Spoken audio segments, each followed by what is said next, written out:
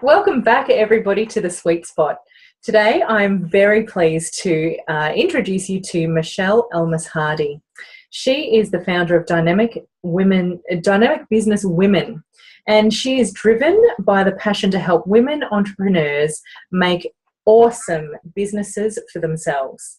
She's very passionate about finding new technology to implement into people's businesses so that they explode. She's the original techie, aren't you, Michele? Yes. She started her online career as a virtual assistant, working for high-end business coaches back in 2008. And from there, it has been her thirst and her passion to learn as much as possible about business and marketing and rocking it in the world. So then she went on to study and became certified and started Dynamic Business Women and has not looked back. Thank you for being with us today, Michele. Thank you so much for having me, Kim. I think what you're doing is absolutely amazing. So I just feel really honoured. Thank you. Oh, you're welcome. Well, it's all about the women watching.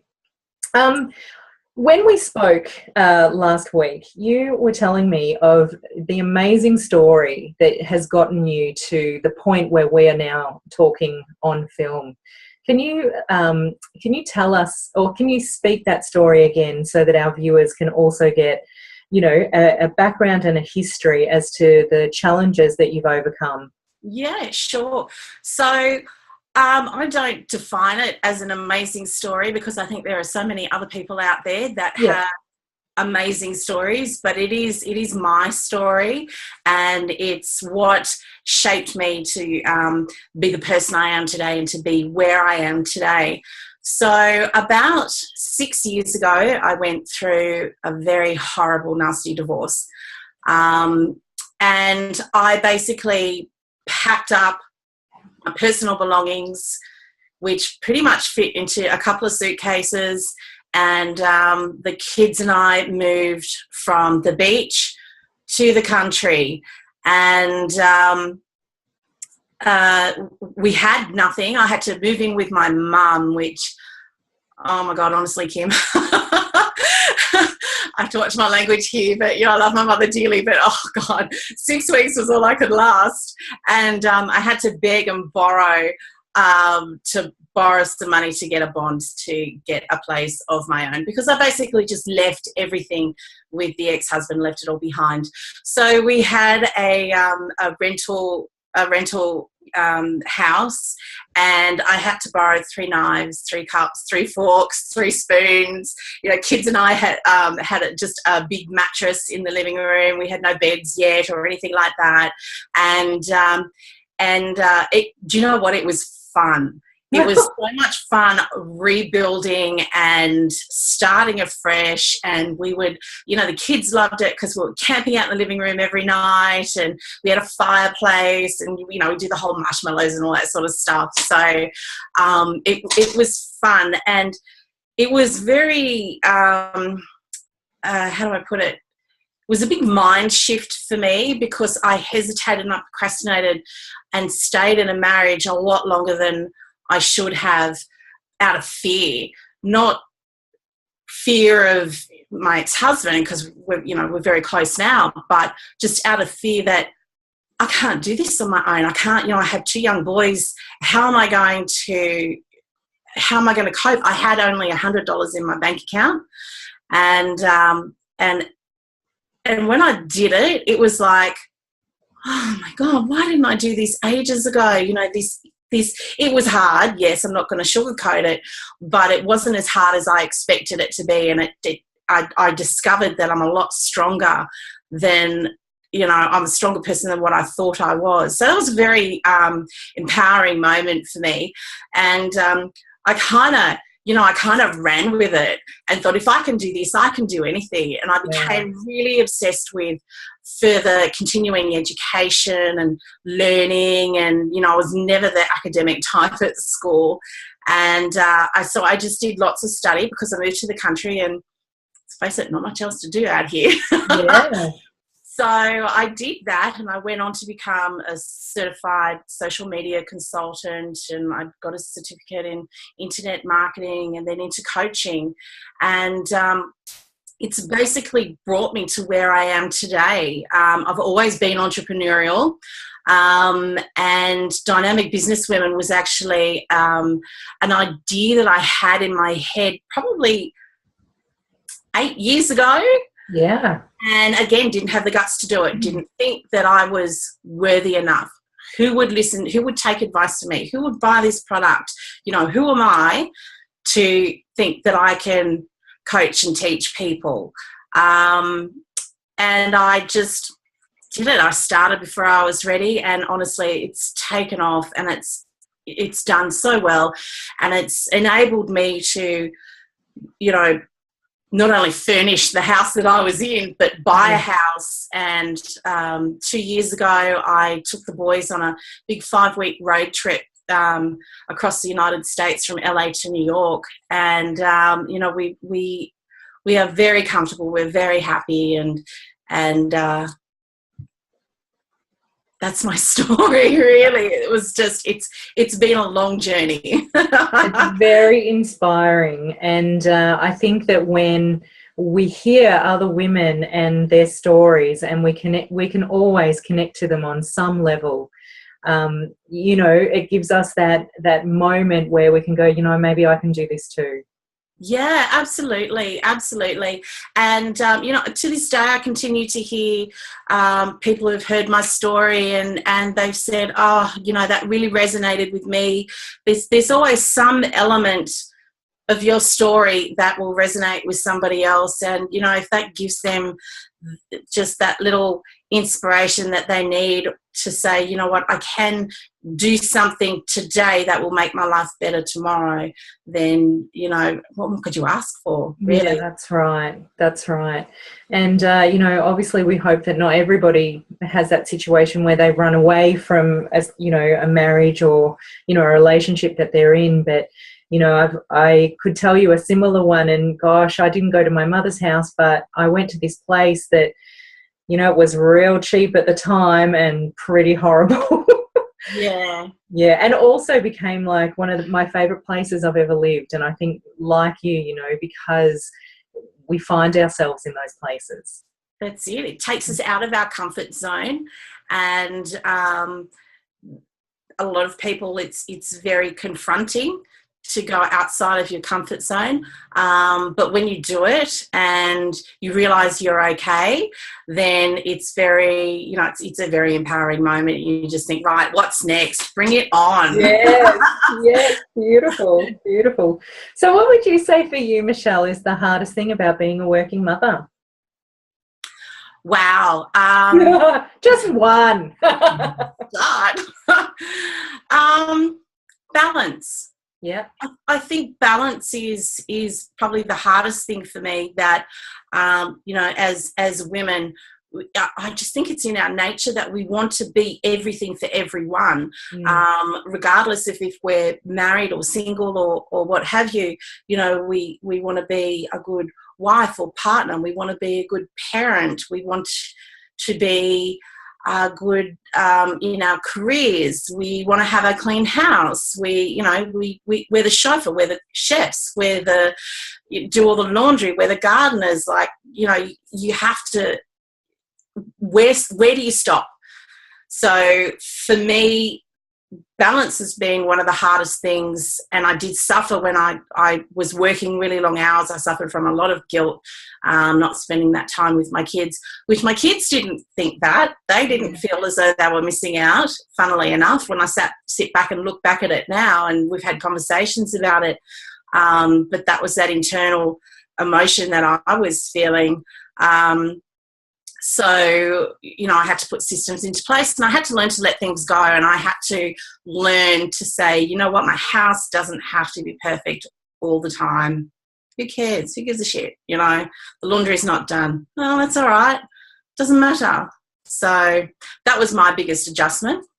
Absolutely. Yeah, beautiful. And it's perfect what you say as well, that, you know, now that your children are a bit older, and in speaking with them, their experiences were not the worries and concerns that you had at that moment. Yeah, that's right, which was really surprising to me. Yep. Because I thought that they were thinking, oh, mum never spends time with us or anything like that. They were happy I would work in the same room as them so that I was still there, Yep. physically there with them, and if they needed me, I was there. But, yeah, they were fine.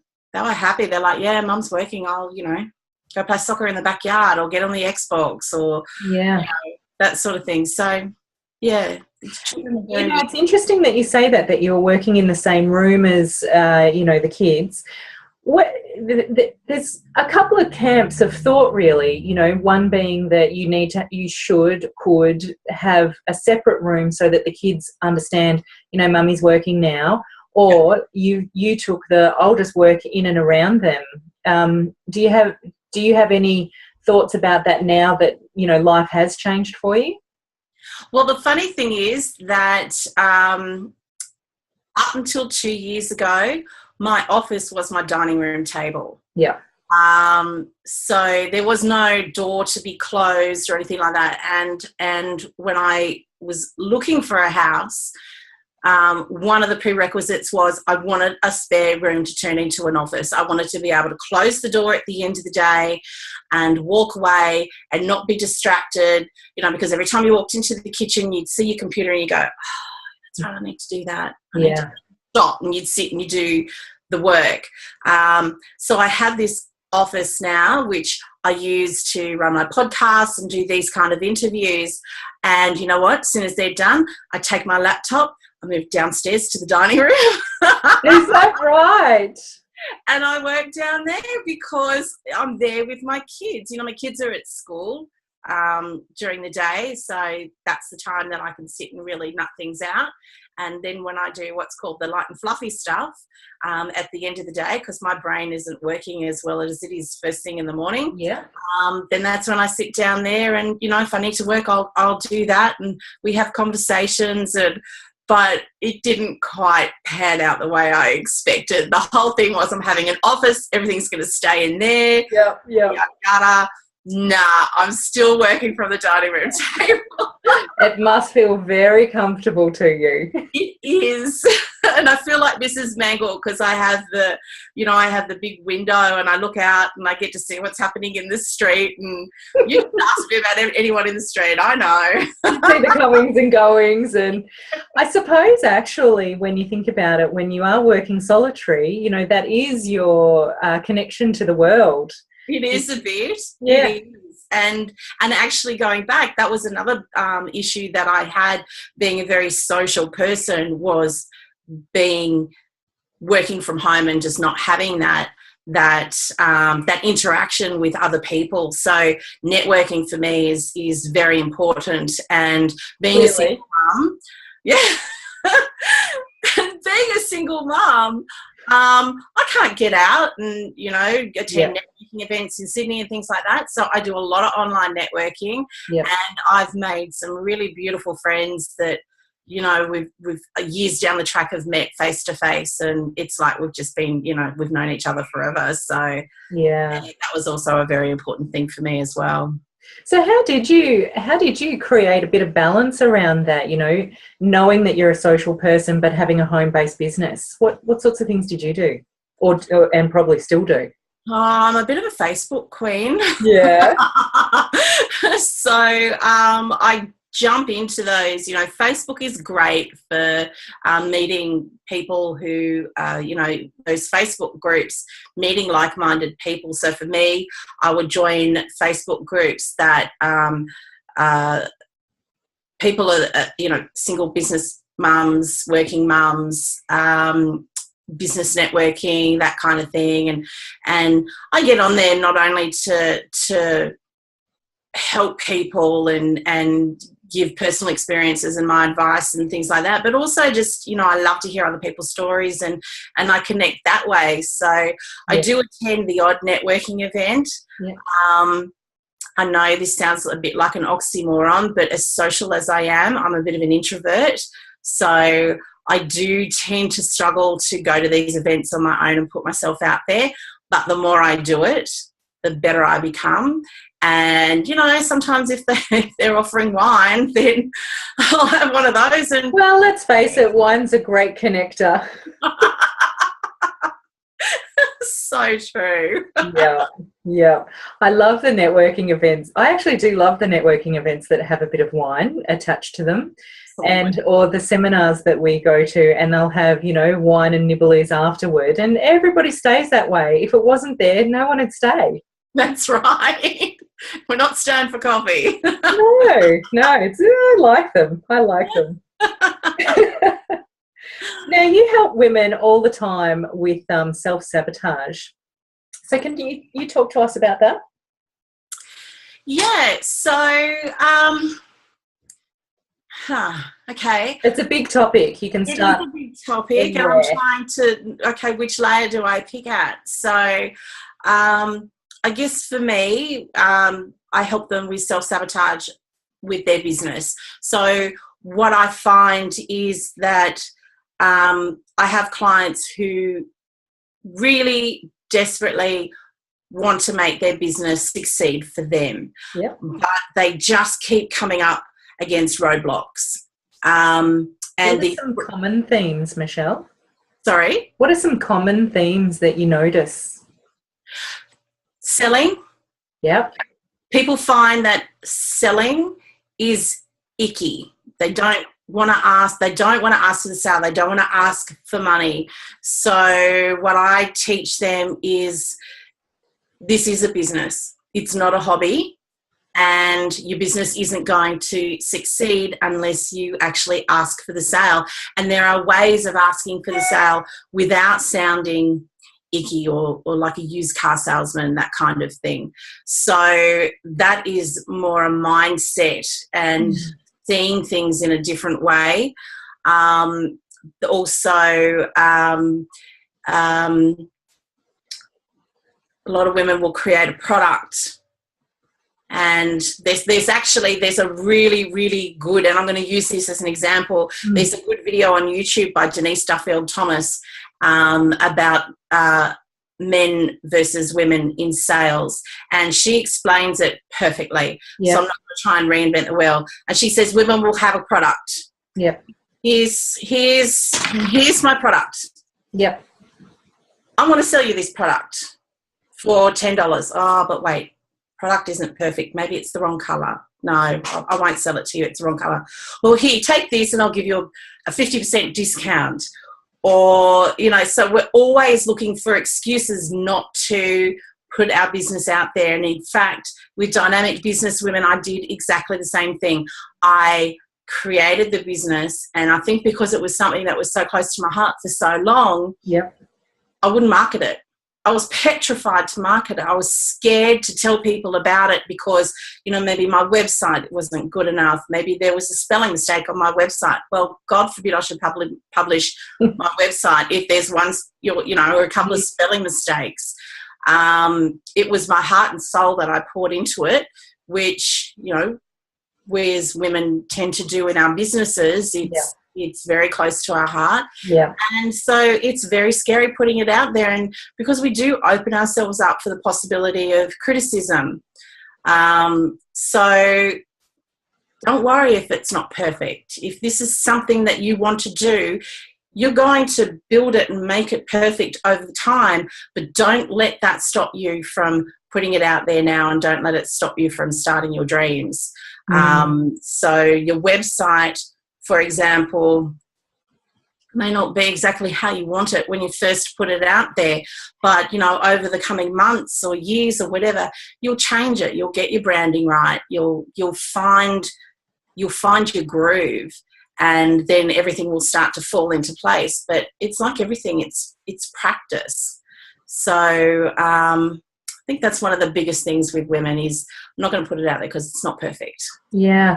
You know, I often, and after speaking to my girlfriends who are, you know, also in business for themselves, not just necessarily working for someone else, you know, we're great at sharing, women. You know, when we get together, we share what's working and what's not, and we're actually really great at sales. We're superb at it. We are, but we're not. Yeah, I've often spoken that, I should be selling your product and you sell my product and then we'll both be fabulous. Because I can sell your product way easier than I can sell my own. That's not a bad idea. Oh, see, now my business cogs are turning because you've taken away that emotional attachment. Yeah, that's what it is, isn't it? The emotional attachment. Yeah, so that's why it's always good, when you no matter where you are in business, is to have some sort of coach, a business coach, a marketing coach, because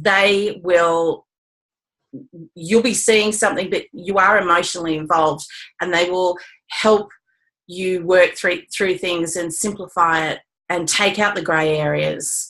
So business coaching and mentoring, even if you're just getting online with a mastermind group, or it doesn't have to cost you a lot of money, but that kind of thing will, A, it holds you accountable, B, it helps you think outside the square, and C, you get a kick up the bum. Yeah. Which sometimes we all need. More of that accountability stuff. That's it exactly. Yeah. Yeah, beautiful. And just in relation to dynamic businesswomen, can you tell us more about, the products and the services you do offer?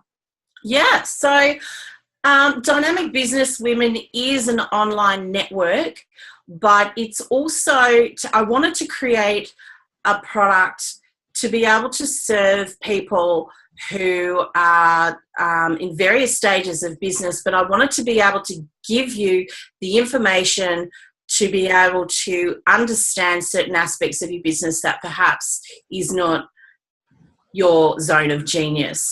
Yeah. So we all are good at something in our business, but we wear so many hats, but we can't be brilliant at everything. Some things have got to give. So while some people are very, as an example, artistic and creative, the whole marketing side is perhaps not their thing. So that what they end up finding is that they spend all of this time, we go to Google and YouTube and we try and find out, how to do something as simple as categorizing our blog posts. And what can take one person, boom, less than 5 minutes, somebody else has wasted an hour trying to find out how to do it. And it's not the most effective use of our time, and it's not allowing us to be doing the things that we love to do best in our business, and the things that are perhaps it's not bringing us in money in our business. Googling how to do things like websites and that sort of stuff. So basically, we have mini masterclasses. Yeah. We release masterclasses, we have how-to videos, etc. It's just a matter of typing it in and saying, all right, how do I do this? And you'll find in Dynamic Businesswomen, it is a membership site, and it's only $25 a month, and you can there's a video that shows you exactly how to do it. Boom, it's done. Move on to the next thing. So we have that. We have more in-depth masterclasses that teach us about social media strategies, or how to craft and create your story, branding, sales funnels, online marketing, all that sort of stuff. So wow. Go into depth and explain to people how to do that.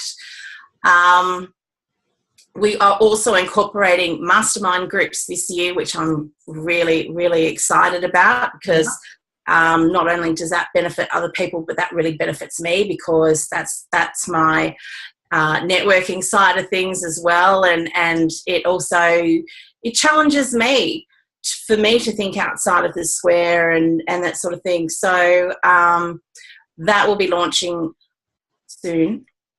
I'm not going to put a date on it yet. So we're forever growing, and I'm always looking at new ways to, what more can I offer? How can I serve my audience to the best of my ability? So how wonderful. Phyllis Carr, who we interviewed, a few days ago, She is a calendar expert, and she says when you've got a project, double the amount of time you think and then add 2 months to the launch. Wow. Yes. And then you won't be stressed. I can totally relate. I know. I don't think it has to be that way, but, you know, there is a level of peace, honestly, that she had that I haven't experienced very often. And I thought, you know, that would be pretty good. Yes, launches can be incredibly stressful, but they do get easier as you go.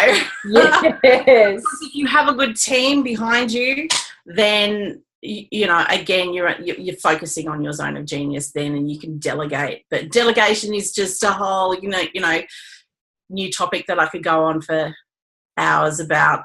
So we won't go there today. But obviously you do delegate a lot. I do. Mm-hmm. Initially, no, because obviously money was an issue for me, and I'm a little bit power hungry, and I control freak is the word, not power hungry. I'm a bit of a control freak, and wanted to do everything myself. And you know, you hit burnout.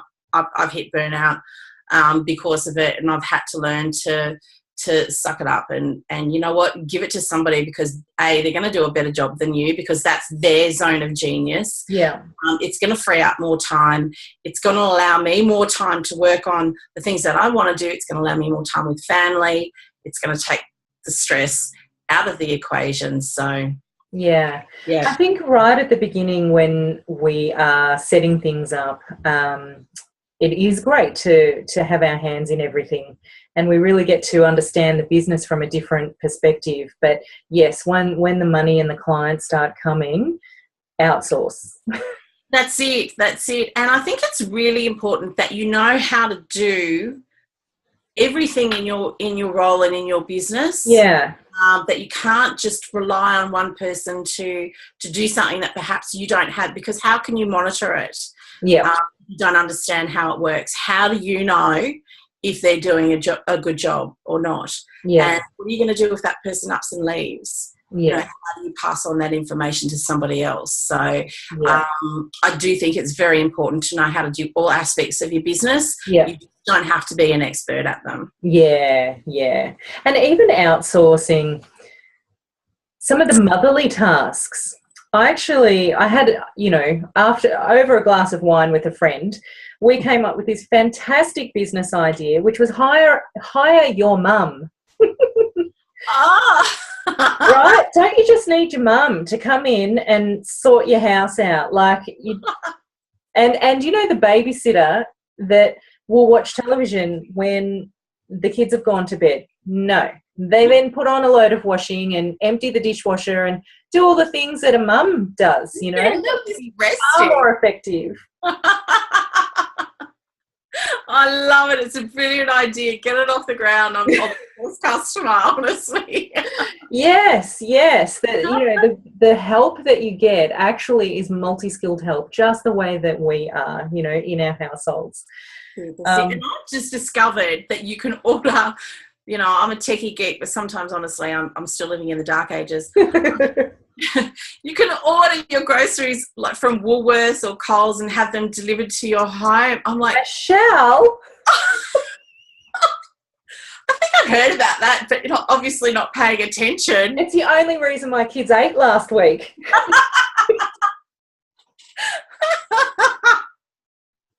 I am all over that. It's like, oh my God. Yeah. And look, I don't need it every week, but there are weeks that I feel far more pressured and I could think of 100 different ways to pull my hair out other than going and spending that hour doing the shopping and then coming home to unpack it all. That's it. And they deliver wine.